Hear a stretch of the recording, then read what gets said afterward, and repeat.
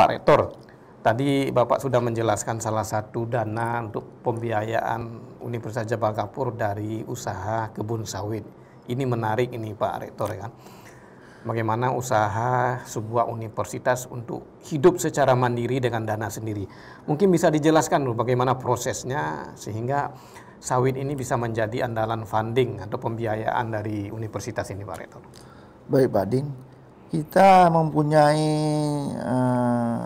luas kampus, lahan kampus itu sekarang itu sekitar 90 hektar Pak Indin di kampus Gligapui.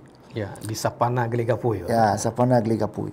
Jadi setengah daripada luas lahan tersebut, ya sekitar 45-50 hektar itu ditanami sawit. Nah, memang dulu sawit itu harganya agak murah lah. Ya, tapi sekarang 2.000 Pak per kilo. Sekarang dalam 1 tahun terakhir ini sudah meningkat. Ya. Nah, jadi itu memang miliknya Universitas Jabal Kapur, tapi dikelola oleh suatu badan, yang badannya memang internal Jabal Kapur juga. Itu memang setiap pemasukan memang ada di badan tersebut. Secara baik, gitu. Tersebut. Nah, itu memang itu di apa? Kooperasinya atau apa gitu Pak? Saya nggak tahu karena itu langsung bertanggung jawab kepada pengurus yayasan. Jadi rektor maksudnya ya tahu sajalah berapa pemasukan, tapi yang lebih jelas pengurus yayasan lebih tahu berapa omzet daripada sawit ini yang sekitar 50 hektar itu untuk pembangunan atau jalannya proses pembelajaran di operasional Jabal Kapur. Nah, ini kan menarik juga Pak Rektor, yayasan yang mungkin juga lewat Bapak sebagai pelaksana universitas untuk pengembangan kebun sawit, mungkin tidak di situ lagi di tempat lahan-lahan lain, karena ini jelas bisa membiayai sebuah universitas, dan ke depan memang universitas itu menjadi badan layanan umum gitu Pak. Harus mencari biaya sendiri juga sebagian besar gitu. Nah, apa ada rencana seperti itu Pak? Tapi untuk saat sekarang ini belum ada rencana Pak Din. Karena apa? Karena itu badan layanan umum itu diperuntukkan untuk perguruan tinggi negeri dulu. Itu untuk perguruan tinggi memang setahu saya seperti itu. Tapi untuk swasta itu terserah kepada yayasan. Jadi saya melihat yayasan kami ini masih terkendala dengan sedikit lah ya kekurangan biaya. Jadi dengan ada bantuan lahan sawit itu memang bisa bernapas lega, mendukung operasional pembelajaran di kampus Jabal Kapur. Ya, mungkin banyak juga universitas swasta di Jawa tuh Pak, dia mengembangkan usaha sendiri seperti Universitas Islam Indonesia, dia punya hotel, punya rumah sakit, ya kan, punya bidang-bidang unit juga lain. Mungkin ada terbayang sama Bapak untuk ke depan bahwa Jabal Kapur ini harus juga punya usaha-usaha ya, di samping nanti bisa merekrut lulusannya, tapi juga sekaligus bisa menambah biaya dan bahkan juga sebagai aplikasi dari ilmu yang dituntutnya gitu Pak. Ya, benar sekali itu Pak Imdin, karena kita kalau hanya sepenuhnya menggantungkan kepada biaya pemerintah, itu memang karena pemerintah harus memikirkan seluruh Indonesia itu beribu perguruan tinggi. Jadi kita harus mengusahakan sendiri. Jadi yang sudah ada di depan mata ini yaitu lahan sawit kita. Kemudian satu lagi ini yang saya sebutkan tadi itu lab komputer kita, Pak MD. Jadi kita sudah punya 2 ruang sebanyak 64. 1 ruang 32 bisa digunakan oleh lembaga jadi pemerintah. Itulah yang kita harapkan menjadi pemasukan bagi pembangunan kampus Jabal Kapur dalam hal operasionalnya, untuk mendukung operasional kita. Baik Pak Rektor, mungkin di dalam keseharian operasional atau membina mahasiswa-mahasiswa pasti banyak kendala yang dihadapi ya kan. Kalau bisa dijelaskan ada persoalan-persoalan yang dihadapi mahasiswa kita di Jabal Kapur itu apa saja tuh Pak Rektor? Nah, kita kan mahasiswa yang kuliah di Jabal Kapur dan perguruan tinggi swasta umumnya, itu mahasiswa-mahasiswa yang istilahnya itu yang kalau kita sebutkan secara kasar itu kan yang tidak lulus di perguruan tinggi negeri itu. Terseleksi secara alam. Iya, jadi mereka itu ya mau tidak mau ya harus ke swasta yang mau kuliah. Nah, jadi salah satu perguruan tinggi swasta itu Jabal Kapur. Senang tidak senang, suka tidak suka, kita harus menerima. Dan itu yang paling bagus saya kira, kalau kita mampu mendidik mahasiswa itu yang dia notabene-nya kognitifnya kurang, apalagi sikapnya agak kurang, kita bimbing, kita bina dia menjadi yang bagus, apalagi mendapat pekerjaan setelah lulusan, itu berarti kita luar biasa Pak Endin. Kalau di negeri itu yang mereka terima kan mahasiswa yang pintar-pintar semua itu di sekolahnya. Jadi dari sekolah-sekolah favorit. Iya, jadi kan kalau kita bandingkan memang luar biasa beratnya itu perguruan tinggi swasta menghasilkan lulusan yang unggul dan iman dan bertakwa tadi. Jadi kesulitan di pembiayaan sekaligus juga dari kualitas mahasiswa itu sendiri. Tapi kalau bisa Pak Rektor jelaskan komposisi mahasiswa itu dari daerah-daerah mana saja, apa dominannya tetap PD atau ada di daerah sekitarnya gitu? Ya, memang dominannya tetap PD Pak Emdin, tapi daerah sekitarnya seperti PD Jaya ada. Itu kan kalau dulu kan satu kabupaten PD ya, sekarang ya boleh kita katakan ya daerah sekitar kan di luar kabupaten PD. Nah, itu juga termasuk banyaklah sekitar 30%. Kemudian ada juga dari luar, tapi dari luar itu kita katakan bukan khusus lah ke Jabal Ghafur, tapi mereka ikut orang tuanya pegawai kan. Lagi tugas itu. Ya, tugas itu dia kuliah di situ ya, seperti itu Pak Emdin. Ya, Pak Rektor, ini tadi kita udah bicara kendala biaya, kemudian juga kualitas, kemampuan sebenarnya kan. Nah, tentu dari 2.000 orang mahasiswa tiap tahun, itu kira-kira yang bisa lulus itu berapa persen itu, Pak? Ini kan biasa ada seleksi alam juga dari 2.000, ya mungkin ada 5% atau 10% itu DO atau apa gitu, Pak. Oh ya gitu ya, maksudnya setiap tahunnya lulusannya ya. Jadi kami baru bulan Maret kemarin melakukan wisuda, itu sekitar 470 mahasiswa yang kita setiap wisuda. Tahun, Pak, ya? Setiap tahun. Jadi itulah bayangannya. Kalau sekarang, kalau dulu banyak Pak Emdin, karena kita banyak mahasiswa dulu kan, sekitar 450-an. Jadi yang DO juga bukan nggak ada. Kita harus akui yang DO ada, artinya mereka betul-betul pas mau cukup habis waktunya kuliah sekitar 7 tahun, di situ dia mulai mengurus sana mengurus ini, udah mau DO, jadi nggak bisa lagi. Sebelumnya memang dia sudah bekerja atau sibuk dan sebagainya. Apa ada syaratnya maksimal 7 tahun atau berapa tahun? Ya, itu memang syarat itu ditentukan oleh Dikti memang. Nah, sekarang memang 7 tahun 14 semester. Tapi saya dengar, tapi belum sampai aturannya. Sekarang udah diperkecil lagi menjadi 6 tahun. Tapi kami masih memegangnya dulu, mahasiswa di atas 7 tahun memang sudah DO. Masih, karena faktor-faktor lingkungan tadi yang di luar perkiraan kita. Betul. Pak Rektor, ini pemerintah itu kan gencar untuk meningkatkan kualitas pendidikan secara menyeluruh seluruh Indonesia, termasuk pemerataannya.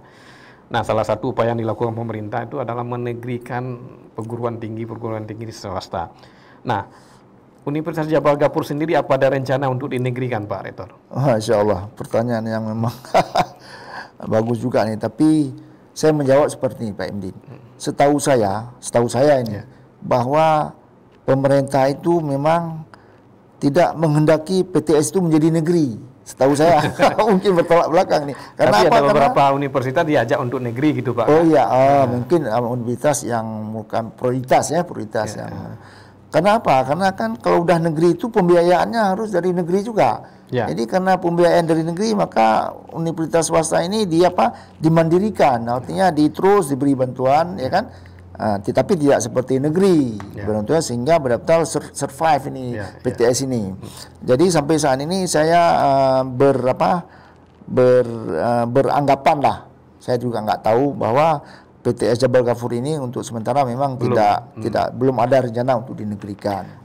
Tadi pertanyaan saya itu terkait dengan banyaknya universitas swasta di Aceh yang dinegrikan gitu, Pak, kan? Seperti UTU, UNSA, Malikus Saleh, kemudian ada beberapa IAIN juga. Nah, barangkali Jabal Ghafur yang sudah tua dan dulu juga memang dibangun oleh pemerintah kabupaten. Nah, kan tidak tertutup peluang juga untuk dinegrikan gitu, Pak, kan, supaya pembiayaannya lebih ringan. Betul. Itu kurang lebih itu pertanyaan saya gitu, Pak. Nah, terus ini, Pak, bagaimana respon lingkungan kita terhadap atau apresiasi masyarakat di sekitarnya, termasuk juga Pemkat terhadap Uniga selama ini gitu, Pak? Nah, insya Allah baik-baik saja, Pak Emdin. apalagi seperti saya sebutkan tadi, kita punya keunggulan-unggulan tadi ya. Dari FK itu ada struktur hypnotising kita, hipnotis tadi dalam arti positif.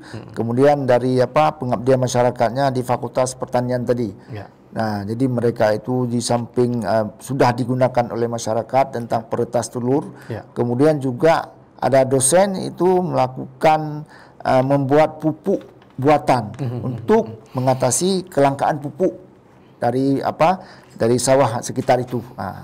Jadi insya Allah responnya baik sekali, apalagi desa-desa di sekitar itu, apalagi 2 kecamatan yang kami selalu mengadakan kerjasama, Kecamatan Indrajaya dan Kecamatan Mila.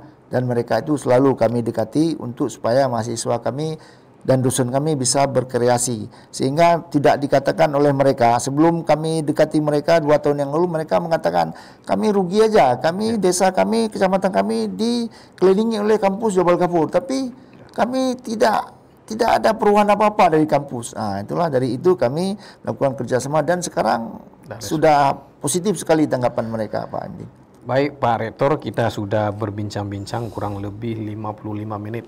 Kita akan segera mengakhiri bincang-bincang kita pada siang hari ini. Tapi sebelum bincang ini kita akhiri, mungkin Pak Rektor akan menyampaikan closing statement-nya pada siang hari ini dalam rangka memberikan informasi kepada masyarakat tentang pengembangan Universitas Jabal Kafur ini ke depan, Pak. Silakan, Pak. Baik, terima kasih. Saudara Lun yang kami hormati, sudah panjang lebar kami membahas bersama Pak Emdin dari Serambi Indonesia tentang arah pengembangan Universitas Jabal Kafur untuk menghasilkan lulusan unggul berlandaskan iman dan takwa kepada Allah Subhanahu wa taala. Perlu kami sampaikan bahwa dalam statement closing ini bahwa kampus Universitas Jabal Kafur sekarang menuju kepada kebaikan yang secara menyeluruh. Kalau dulu seperti saya sebutkan pasang surut jalannya pendidikan di Jabal Kafur karena konflik, karena tsunami, tapi sekarang pelan-pelan kita sudah bangkit. Yang kita mempunyai logo sekarang adalah Uniga Bangkit. Ya, di sini kita bangkit, baik dosennya, karyawannya, mahasiswanya, dan masyarakat sekitarnya. Nah, oleh sebab itu, apalagi kami baru-baru ini telah melayangkan surat permohonan untuk diizinkan mendirikan program studi baru. Dalam hal ini program studi pendidikan magister. Pendidikan magister, artinya memang namanya pendidikan magister, tapi program studinya ada program studi penjaminan mutu pendidikan, kemudian ada juga satu lagi program studi ekonomi terapan. Jadi itulah kita pertama melakukan pengembangan. Kemudian pengembangan yang lain ialah kita bekerja sama dengan pihak-pihak dunia usaha, dunia industri, kepada Pemda, masyarakat setempat, sehingga keberadaan Jabal Kafur ini benar-benar dirasakan. Jadi jangan dianggap bahwa kampus Jabal Kafur ini sebagai menara gading, artinya tidak menyentuh sedikit pun kepada masyarakat. Itu yang sedang kami pikirkan, bahwa benar-benar Jabal Kafur ini dirasakan manfaatnya atau keberadaannya di tengah-tengah masyarakat Kabupaten Pidi. Semoga kampus ini dengan doa masyarakat Pidi, dengan doa kita sekalian bisa berkembang dengan baik untuk kita serahkan kepada generasi yang akan datang. Saya kira marilah sama-sama kita berdoa, kita membantu pembangunan kampus Jabal Kafur sehingga lebih maju lagi ke depan. Demikian Pak Emdin. Baik, terima kasih Pak Rektor. Cedaralun, Universitas Jabal Kafur merupakan salah satu universitas tertua di Aceh. Mereka sudah memberikan kontribusi yang cukup besar, baik itu pengembangan masyarakat di sekitar kampus, pemerintah Kabupaten Pidi, maupun juga masyarakat secara keseluruhan di Aceh. Kita berharap universitas ini menjadi salah satu penggerak pembangunan di daerah, terutama untuk pengembangan sumber daya manusia dan memenuhi kebutuhan tenaga kerja yang ada di seluruh Aceh, khususnya pemerintah Kabupaten Pidi dan Pidi Jaya. Terima kasih Anda telah bersama kami pada bincang pada siang hari ini. Jangan lupa menjaga protokol kesehatan sebagai upaya dan ikhtiar kita untuk cepat keluar dari pandemi ini. Sampai jumpa. Assalamualaikum warahmatullahi wabarakatuh.